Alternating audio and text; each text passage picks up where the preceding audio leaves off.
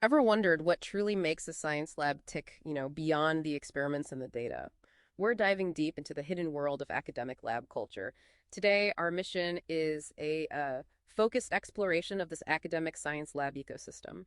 We're using detailed analyses of its impact, components, shaping forces, models, and consequences. For you, the learner, we really aim to extract the core insights about what lab culture is, why it's so fundamental both to scientific progress and, frankly, the well being of researchers, and what the different types of lab cultures actually look like on the ground. Think of this as your shortcut to a real understanding of this complex environment, without feeling like you're deciphering some dense research paper. Okay, let's try to unpack this idea of lab culture. It's easy to think of a lab as just, well, protocols and equipment, right? But it's so much more than that. It's really the social ecosystem at play, the shared values, the ingrained beliefs, the everyday attitudes, and even those unspoken assumptions that dictate how things actually function and how everyone interacts. This intangible side is what truly shapes the daily experience in a lab. For someone new to a lab, the immediate focus is often the science itself, sure, but this underlying culture. That's what determines how the team collaborates, how research challenges are approached, and yeah, how successes and setbacks are handled. And this isn't just some abstract concept, is it? We actually see labs intentionally defining their culture. The Kleiner Lab, for example, they've made their lab manual public, clearly outlining principles like professionalism, the importance of mentoring, striving for impact, fostering strong collaboration, prioritizing safety, both physical and mental well-being, actively embracing diversity, ensuring open access to data, maintaining the highest standards of integrity, building deep technical expertise, emphasizing teamwork, and supporting the continuous growth of each member. It really highlights how deliberately a lab can, cultivate its cultural foundations. Right. And what's fascinating here is why this intentionality around lab culture has such a profound impact. It goes far beyond simply creating a, let's say, nice atmosphere, although that's certainly a welcome outcome. Lab culture directly influences the bedrock of scientific research itself, aspects like overall productivity and critically the reproducibility of findings. A research environment with a positive culture, built on these strong pillars, it consistently correlates with greater long-term productivity and is absolutely vital for generating scientific results that are both impactful and, crucially, can be reliably reproduced by others. Conversely, a lack of these positive cultural attributes can significantly undermine the very foundations of scientific inquiry. And if we connect this to the bigger picture, the impact of lab culture on the individuals within it is, well, substantial. Numerous studies have established a clear link between negative research environments and increased levels of stress, anxiety, and a whole range of other mental health challenges faced by researchers. We know, for instance, that graduate students frequently experience considerable mental stress, and the lab environment, including things like poor organizational structure or maybe inadequate mentorship, often plays a significant role. Furthermore, the prevailing culture shapes job satisfaction, influences whether talented individuals actually remain in scientific careers, and determines if there are transparent and supportive pathways for professional development. And, the broader research system, with its intense drive for constant output that outputs at almost any cost, pressure, often summed up as publish or perish, it can frequently clash with efforts to cultivate positive lab cultures that prioritize well-being, ethical conduct, and the meticulousness needed for reproducible science. So, what are the essential building blocks then for a positive research environment? Let's delve into some of these key pillars. The first, and arguably the most fundamental, is safety. And we're talking about more than just the necessary PPE, right? Of course, physical safety when working with chemicals or biological agents is paramount, absolutely. But we also need to underscore the importance of psychological and emotional safety. Think of psychological safety as sort of a no-blame zone within the lab, where members feel secure enough to share novel ideas, ask what might seem like basic questions, openly voice concerns, and crucially, admit when mistakes happen, all without fear of, punishment or ridicule. Emotional safety extends this further, ensuring an environment free from harassment or discrimination, where every individual feels a genuine sense of belonging and is treated with respect. It's becoming increasingly clear that this comprehensive sense of safety isn't just good for well-being, it's a direct catalyst for more rigorous and reproducible research, and it's fertile ground for innovation. Another vital pillar is clear and open communication. This really is the lifeblood, isn't it? Keeps a well-functioning lab healthy. It involves the transparent sharing of expectations, research goals, providing constructive feedback in a timely manner, and a genuine openness to hearing and addressing concerns. This flow of information needs to happen through both formal channels, like regular lab meetings and maybe well-defined lab handbooks, and through informal, everyday interactions. A truly strong communicative culture is one where asking questions isn't just tolerated, it's actively encouraged. That's the most effective way to minimize misunderstandings and make sure everyone is aligned. Then we have collaboration and teamwork.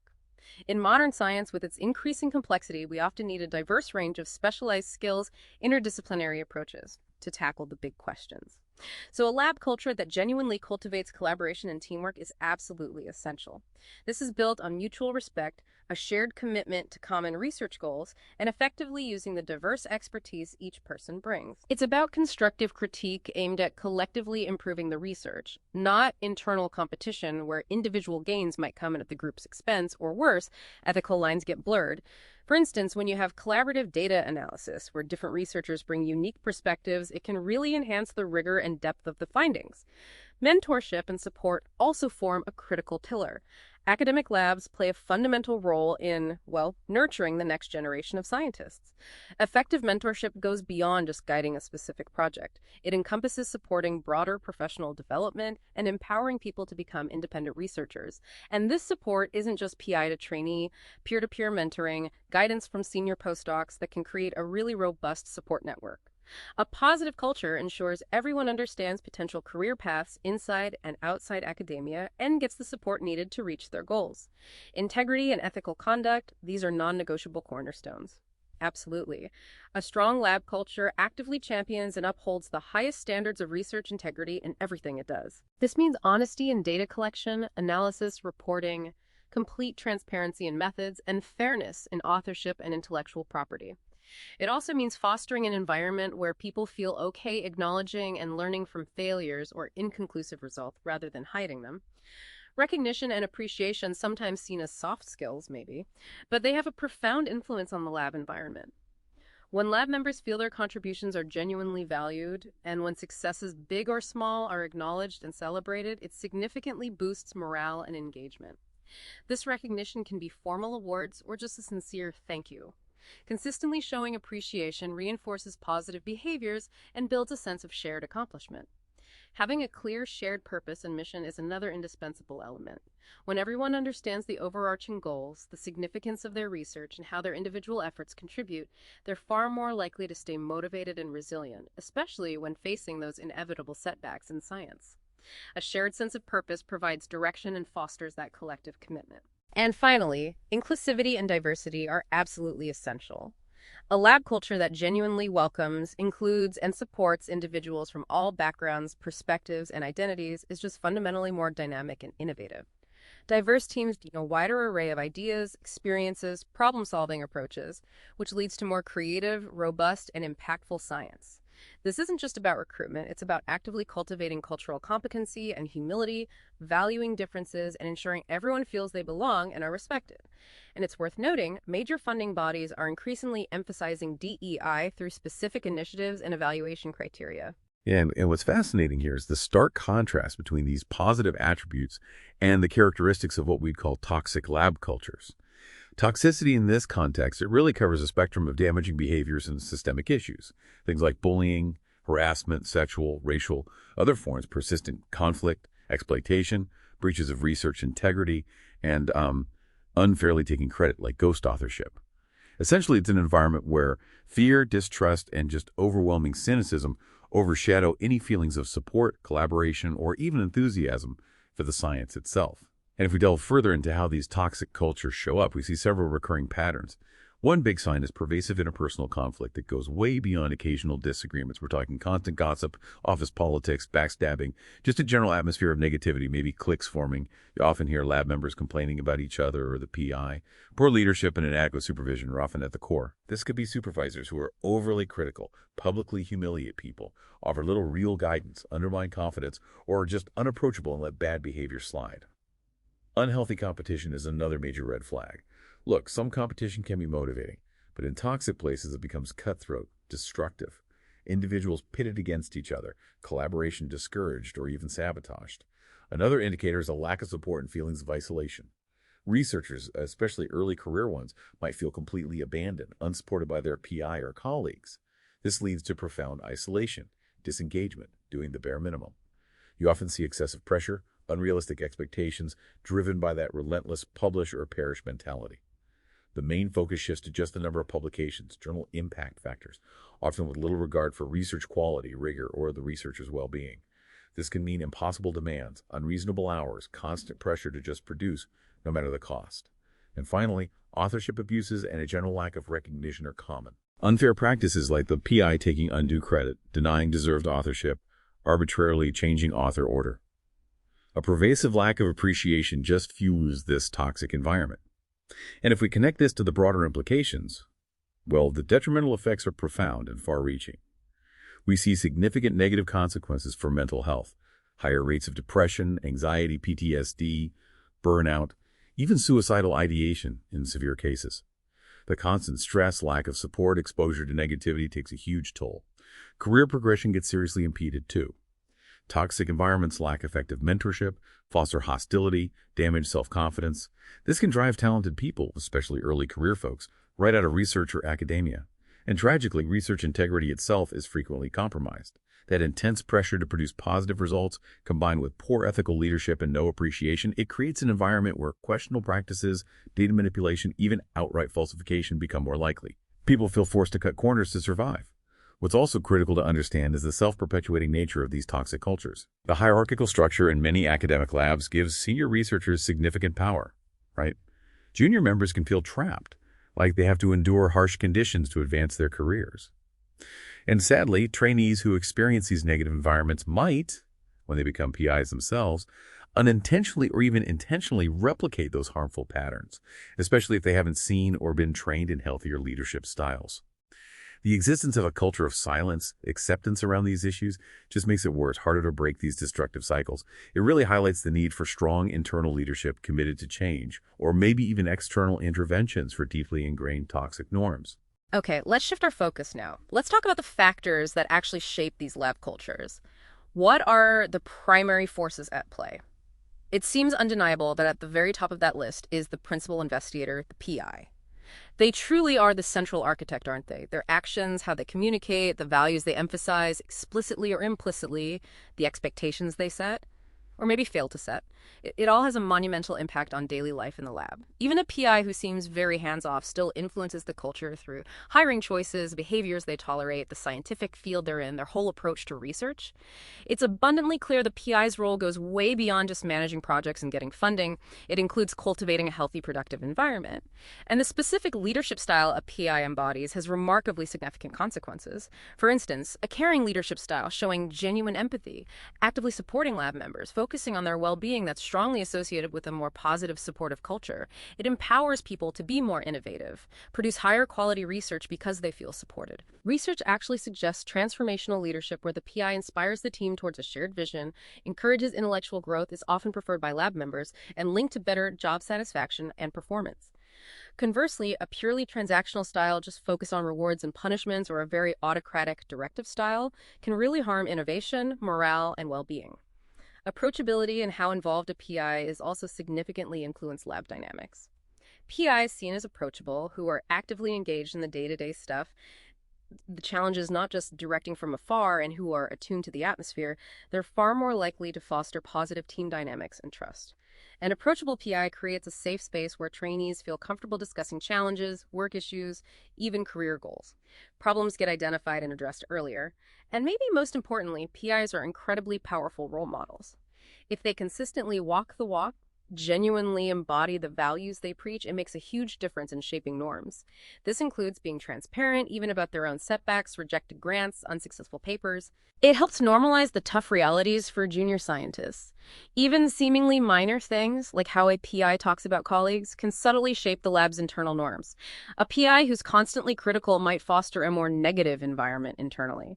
So PIs bear a substantial responsibility in actively, consciously shaping their lab's culture.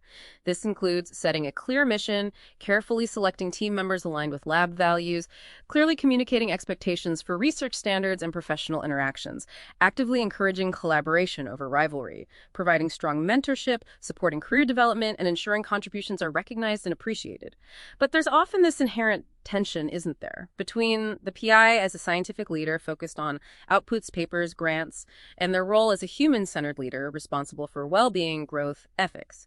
Given the intense pressures, it can sometimes feel like focusing on positive interactions and culture is secondary, maybe even a distraction. But it's crucial for PIs to realize that prioritizing the human dimension isn't peripheral. It's a fundamental investment in more effective, sustainable, impactful science. Plus, the fact that scientists often don't get formal leadership training means PIs frequently rely on the styles they experienced, which might not always be the best. The growing focus on mentorship training programs and institutional efforts to boost PI leadership skills shows a clear awareness of this gap and the need to equip PIs to consciously build positive environments. Yeah, and what's fascinating to consider alongside that is how the funding landscape itself, the very structure of financial support, significantly molds lab environments. The reality of tight financial resources in many fields, limited grants, fierce competition, it creates a really high-stress environment for everyone involved, PIs and their teams. This intense financial pressure can easily foster and worsen that publish or perish mentality, where the main focus becomes chasing metrics, sometimes unfortunately at the expense of research quality or even ethics. There are also valid growing concerns about funding getting concentrated among fewer established PIs or well-resourced institutions, and the precarity this creates for early career faculty trying to establish their labs. Some research even suggests this hyper-competitive environment might inadvertently favor safer, more predictable projects aligned with current trends, rather than incentivizing the rigorous, potentially transformative research needed to tackle big issues, like questionable research practices. And we connect this to the bigger picture. These intense financial pressures directly influence PI decision-making, which then cascades down and shapes the lab's day-to-day operations and culture. For instance, in a tough funding climate, PIs might be less inclined to pursue high-risk, maybe groundbreaking projects that won't yield immediate publishable results. They might favor projects with a higher perceived chance of publication, securing future funding, even if they're more incremental. Now, this can be counteracted somewhat by specific funding mechanisms like the NIH Director's Pioneer Award, designed for innovative research without lots of preliminary data. The direction a lab's research takes can also be heavily swayed by funding trends. Labs might strategically shift focus to align with current priorities, and the level and stability of funding directly impact hiring, buying equipment, supplies, maintaining momentum. Funding delays can be hugely disruptive. The prevalence of soft money positions, where salaries depend entirely on securing grants, adds to job insecurity and high turnover, undermining continuity and lab stability. And if we look at the grant structures themselves, we see more influences. For example, NIH program project grants, PO1s, are typically broader, larger budgets than individual R01s. PO1s often focus more on translational research, give PIs maybe more flexibility to pursue unexpected findings, and support multidisciplinary work. While both grant types produce papers, research suggests PO1 publications tend to have more co-authors, involve more institutions, maybe even higher overall impact by citation metrics. However, that individual R01 grant, it remains a critical marker of a PI's independence and ability to fund their own program. Grant duration and renewal processes also influence culture. Sustained funding might sometimes keep a PI in a narrow area, but it's also linked positively to research. Novelty stability can foster sustained innovation. On the other hand, more short-term contracts tied to grant cycles increase personnel churn and instability. Even exploratory grants like the NIH R21, designed for high-risk ideas, shape the questions labs pursue and their risk tolerance. Finally, the intense competition might inadvertently favor PIs with certain traits: resilience to rejection, strong competitive drive, maybe even a tendency towards optimistic grant proposals. These PIs, having succeeded in this system, might then cultivate lab cultures reflecting those values, potentially leading to high-pressure, output-driven environments where individual well-being gets sidelined.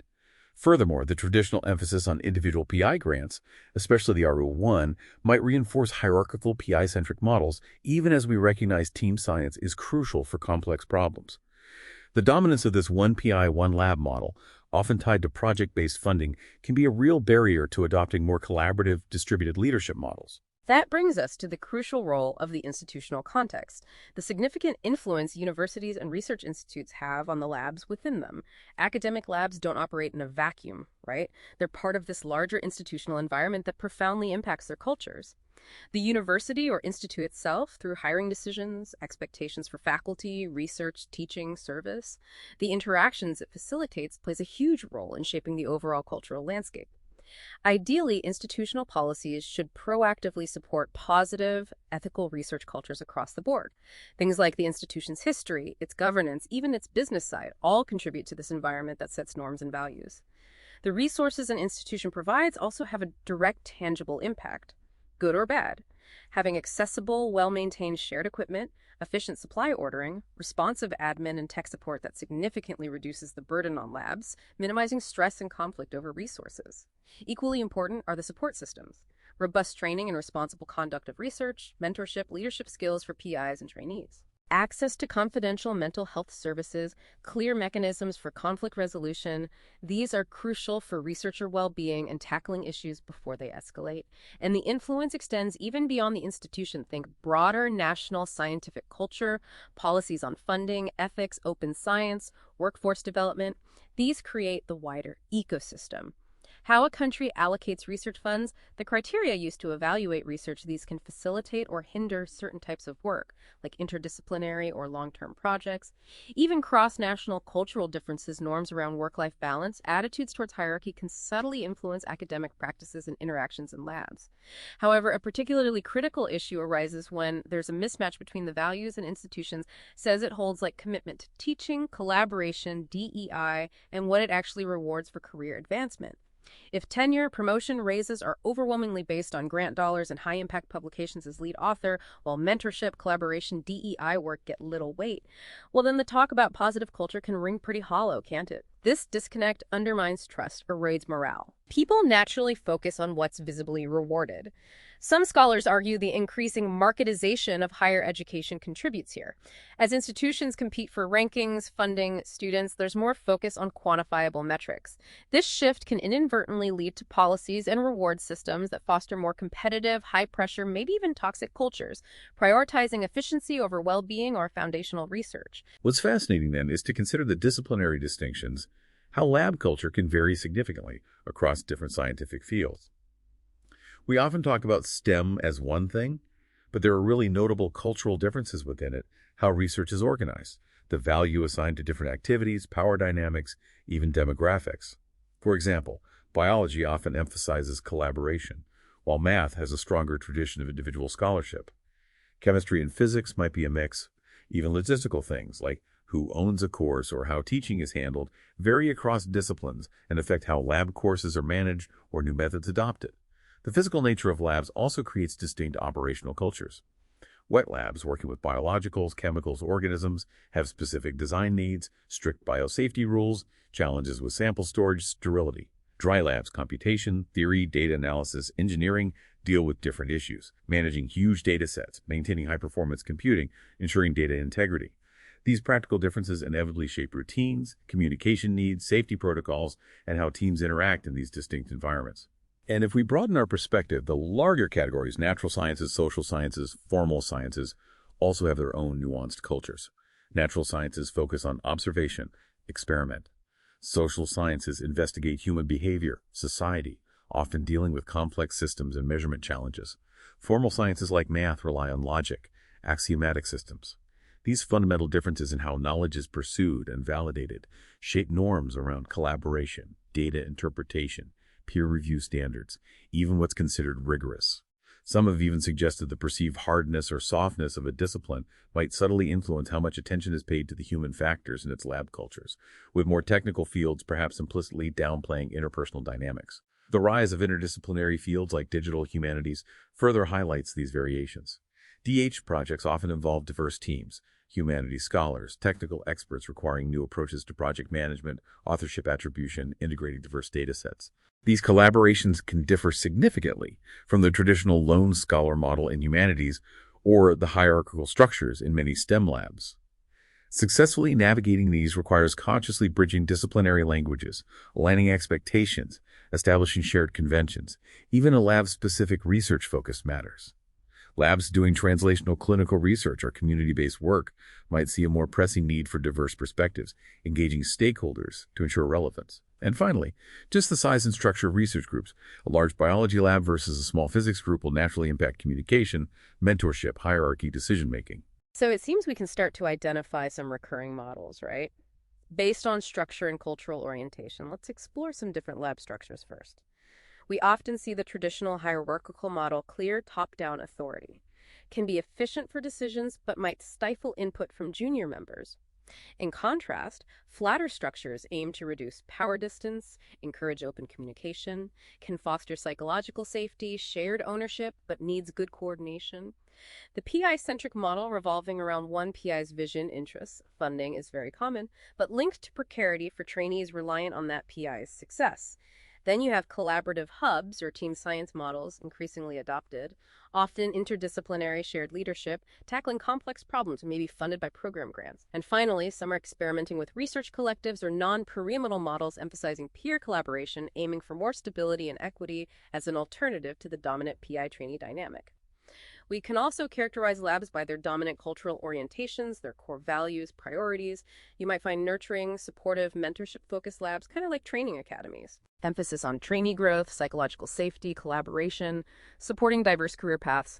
Contrast that with competitive, high-pressure labs, sometimes called research factories. Goal is maximizing outputs, papers, grants, often long hours, high expectations, risk of burnout, maybe ethical compromises. You also see entrepreneurial, innovation-driven labs encouraging risk-taking, novel ideas, translation, often diverse funding, including industry ties.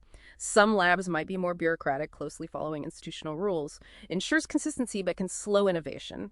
And finally, collegial, egalitarian labs prioritizing shared decisions, mutual respect, strong community, like a Kleiner lab example we mentioned. It's really important to remember these models aren't rigid boxes, right? Many labs might show characteristics of several types. However, it does seem the current academic landscape might, unfortunately, favor the PI-centric and research factory models, and that could potentially hinder longer-term, high-risk research and maybe disadvantage individuals with different working styles or career goals.